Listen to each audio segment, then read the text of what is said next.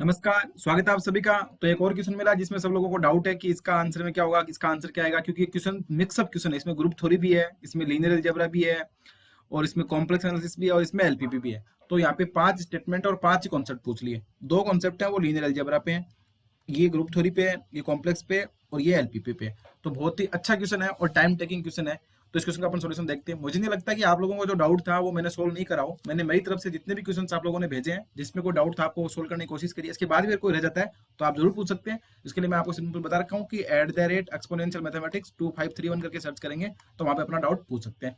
इस क्वेश्चन को सोल्व करते हैं। ये थोड़ा सा मिस्टेक कराने वाला क्वेश्चन था, जहाँ पे आप 2 जगह मिस्टेक कर सकते थे। वो एक ऑप्शन तो सी था और एक ऑप्शन ई था, जहाँ पे आप मिस्टेक कर सकते थे। बाकी तो कहीं मिस्टेक होनी नहीं चाहिए थी इस क्वेश्चन में।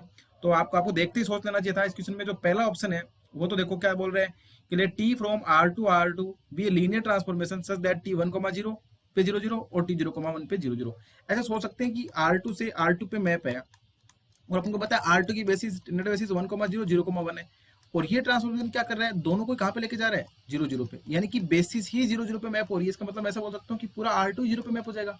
क्यों? क्योंकि अपन क्या कर सकते हैं, बेसिस ये जो R2 का हर मेंबर है वो बेसिस के लीनियर कॉम्बिनेशन के रूप में लिखा जा सकता है। इसका मतलब ये 1 0 और 0 1 के लीनियर कॉम्बिनेशन के रूप में लिखा जाएगा। और टी कैसा है, लीनियर ट्रांसफॉर्मेशन है, तो बाकी कुछ भी करेंगे सबको 0 पे मैप आएगा। इसका मतलब T12 भी 0 0 पे जाएगा। और आप देख भी सकते हैं कि T12 0 पे कैसे जाएगा। आप क्या कर सकते हैं, 1 2 कैसे लिख सकते हैं ना, 1 × 1 0 प्लस 2 × 0 1। तो बहुत ही सिंपल एक्सप्लेन हो जाएगा। सब जगह टी लगा दो, यहाँ पे भी टी लगा दो, यहाँ पे भी टी लगा दो। तो ये तो बन जाएगा T10 प्लस 2 टाइम्स T01। अब ये वैल्यू भी क्या है, 0, 0 है। ये वैल्यू भी क्या है, 0, 0 है। तो अगेन क्या आएगा, 0, 0 आएगा। इसका मतलब टी ऑफ 1, 2 कहाँ पे जाएगा, 0 0 पे मैप जाएगा। इसका मतलब ए ऑप्शन तो इसका क्या होगा, करेक्ट होगा। तो इसका मतलब पहला ऑप्शन तो हो नहीं सकता। ठीक है। अब आपको बी और सी करने, डी और चेक ही करने की जरूरत नहीं थी। अगर किसी ने गलती करी है तो उसने बहुत बड़ी बेवकूफी करी है, क्योंकि ए तो करेक्ट हो गया। अब ए करेक्ट हो गया तो आपको बस सी चेक करना है कि बी और सी, डी और ई तो आपको सिलेबस में नहीं है, ऐसे मानो आप कि ये तो आपको करने नहीं थे। इसके बस यहीं पे क्वेश्चन खत्म हो रहा था। और बी ऑप्शन तो बहुत ही करेक्ट, सिंपल सा है। बी बोलता है कि the number of group homomorphism Z10 to Z7। अब देखो ए वाले में डाउट हो सकता है कि ई चेक करना पड़ेगा, क्योंकि डी और ई है तो ए ई में देखेंगे। पर अगर बी ऑप्शन हो जाएगा ना तो आपको ए भी पता चल जाएगा।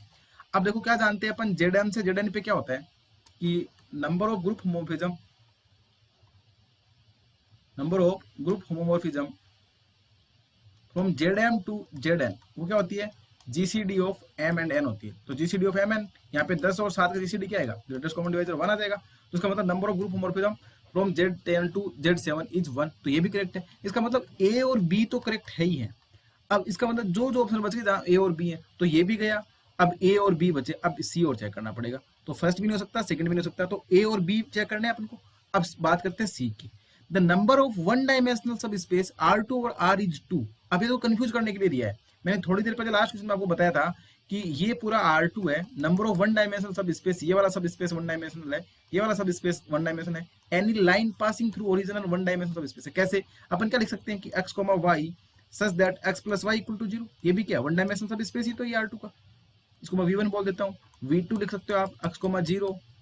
V3 लिख सकते हो आप 0, y, y belongs to R, और यहाँ पे x बिलोंग्स टू R। तो इसने क्या करा कंफ्यूज करने के लिए, आपको सिर्फ और सिर्फ दो x एक्सिस और y एक्सिस के लिए बोल दिया कि ये दो ही होंगे। आपने सोचा कि हाँ ये दो ही होंगे, इज 2। तो 2 क्यों भाई, इनफाइनाइट हो सकती है कोई भी line, x plus y, 2x plus 3y, x plus 3y, 5x plus 7y, कोई भी लाइन ले लो। Line passing through origin is a one dimensional subspace. क्या कर रहे हो आप, इस लाइन को रोटेट ही तो कर रहे हो, ऐसे रोटेट ही तो कर रहे हो। सारे के सारे क्या है, वन डायमेंशनल सब स्पेस है। तो यहाँ पे इनफाइनाइट भी सब स्पेस मिल सकते हैं।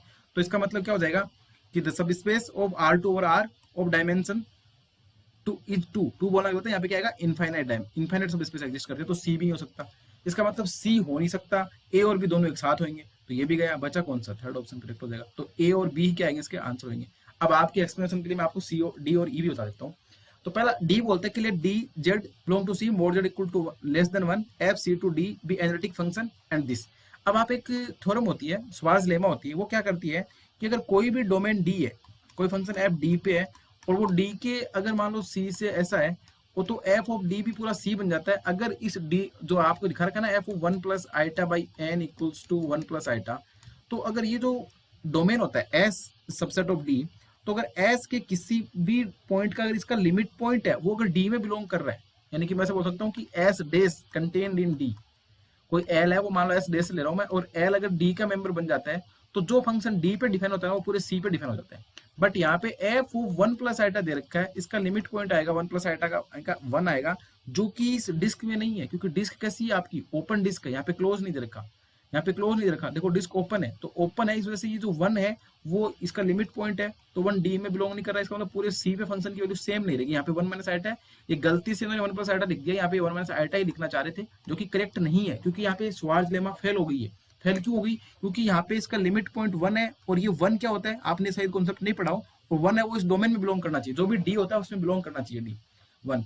यानी कि कहने का मतलब ये कि अगर मैं कोई सेट एस लेता हूँ, suppose that S contain D है और एफ मेरा एस से सी पे डिफाइन है, तो अगर कोई लिमिट पॉइंट एग्जिस्ट करना चाहिए L belongs to S dash, और ये एल अगर डी के अंदर चला जाता है तो पूरा का पूरा एफ है, जैसा एफ यहाँ पे डिफाइन है तो वो एफ डैश अगर डी से सी पे होता है तो एफ और एफ डैश इक्वल हो जाते हैं।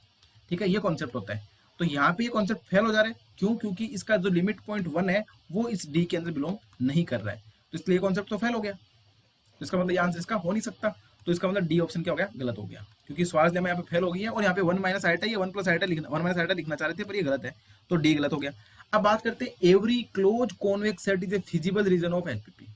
अब देखो every close convex set is feasible region, feasible बोलने मतलब इसका सुसंगत हल होगा, बट आप ये सोच के देखो कि एलपीपी के कोई भी हल होते हैं उसके जो कंस्टेंट होते हैं उसके जो, तो वो सारे x1 x2 कैसे होते हैं, ग्रेटर देन इक्वल टू 0 होते हैं, नेगेटिव नहीं होना चाहिए। अब मैं एक कॉन्वेक्स सेट यहाँ पे डिफाइन कर देता हूँ भाई, अब ये सेट कैसा है, क्लोज भी है कॉन्वेक्स भी है, बट ये सॉल्यूशन तो नहीं बन सकता किसी भी एलपीपी का, क्यों नहीं बन सकता, क्योंकि इसमें नेगेटिव टर्म आ गई। जबकि एलपीपी के फिजिबल सॉल्यूशन की अपन बात करते हैं तो x1 x2 जो भी होते हैं वो सारे सारे कैसे होते हैं, ग्रेटर देन इक्वल टू 0 होते हैं। जबकि आपने ये क्लोज सेट भी बनाया है, ये कॉन्वेक्स सेट भी बनाया है, पर ये सॉल्यूशन नहीं बन सकता, ये क्लोज भी है कॉन्वेक्स भी है पर ये सॉल्यूशन नहीं है, क्योंकि ये तो नेगेटिव कंस्टेंट को कंटेन कर रहा है। जबकि अपन बोले हैं कि एलपीपी के लिए जो फिजिबल सॉल्यूशन होता है वो सारे कैसे होते हैं, greater than equal to 0, constant क्या होने चाहिए, नॉन नेगेटिव होने चाहिए, तो ये वाली बात भी क्या हो जाएगी, गलत हो जाएगी। इसलिए डी और ई भी गलत है, सी भी गलत है, तो only A and B correct है। तो आई होप आप ये बात समझ गए होंगे कि ए एंड बी ही इसके क्या होंगे, आंसर होंगे। इसमें किसी भी प्रकार का कोई भी डाउट है तो आप कमेंट बॉक्स में पूछ सकते हैं, अपने टेलीग्राम पे पूछ सकते हैं। सो आई होप आपको ये सारी बातें समझ आई होंगी, जिस जिस क्वेश्चन में जो जो डाउट था मैंने मेरी तरफ से आपको कोशिश की कि आपको सारे सॉल्यूशन अवेलेबल कराएं फ्री ऑफ कॉस्ट। कोई भी क्वेश्चन नहीं लगा तो आपको सिंपल डाउट भेजना था और पूछना था। सो आई थिंक आपके डाउट क्लियर होंगे। तो इसका आंसर क्या है, ए और बी, यानी कि थर्ड ऑप्शन का करेक्ट है। अब CSIR ने क्या आंसर दिया है वो आप चेक कर सकते हैं और उसी के अकॉर्डिंग अपना आंसर क्लेम कर सकते हैं। क्लेम जरूर करें क्योंकि लास्ट डेट है वो कल ही है, उसके बाद आपको मौका नहीं मिलेगा। So thank you.